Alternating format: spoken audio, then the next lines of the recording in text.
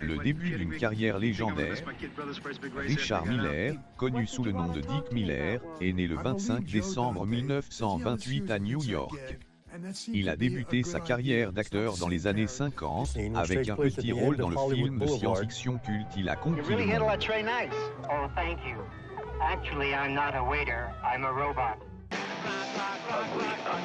Cependant, c'est sa collaboration avec le légendaire réalisateur Roger Corman qui a propulsé Dick Miller sous les feux de la rampe. Roger Corman était célèbre pour ses films à petit budget, et Dick Miller est rapidement devenu l'un de ses acteurs fétiches. Leur partenariat a commencé avec La Petite Boutique des Horreurs, où Miller a joué le rôle de Burson Fouché, un fleuriste aux côtés de Jack Nicholson. Ce film est devenu un classique de la comédie noire, et l'interprétation de Miller a contribué à son charme unique.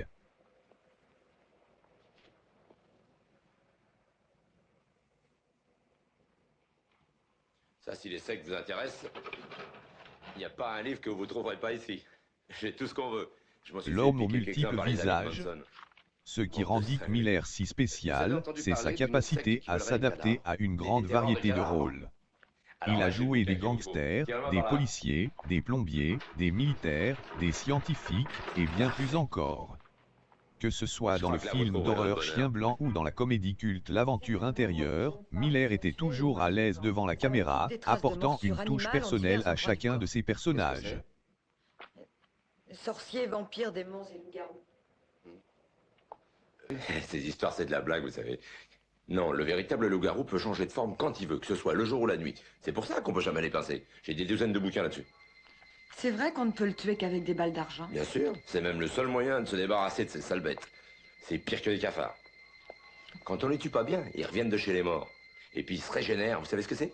Vous leur coupez un bras, une jambe, vous leur plantez un couteau dans le cœur, ils pourraient avoir l'air morts. Eh ben pas du tout, ils seront comme neufs.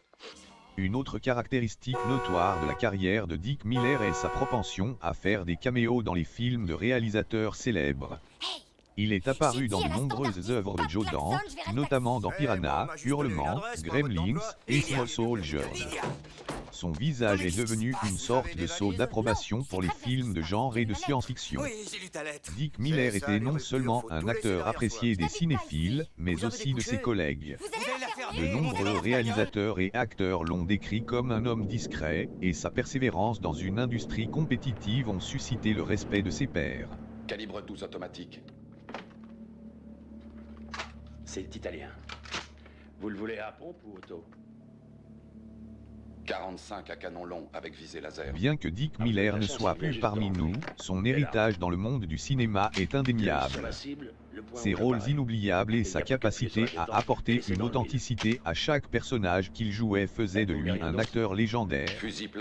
Dick Miller était bien plus qu'un simple acteur de caractère. Il était un véritable artisan du cinéma, un homme dont le travail a laissé une empreinte indélébile sur l'industrie cinématographique. Que ce soit en tant qu'armurier dans Terminator ou en tant que serveur dans Pulp Fiction, chaque apparition de Dick Miller était un cadeau pour les cinéphiles du monde entier. Son talent, sa polyvalence et son charisme resteront à jamais gravés dans l'histoire du cinéma. Non.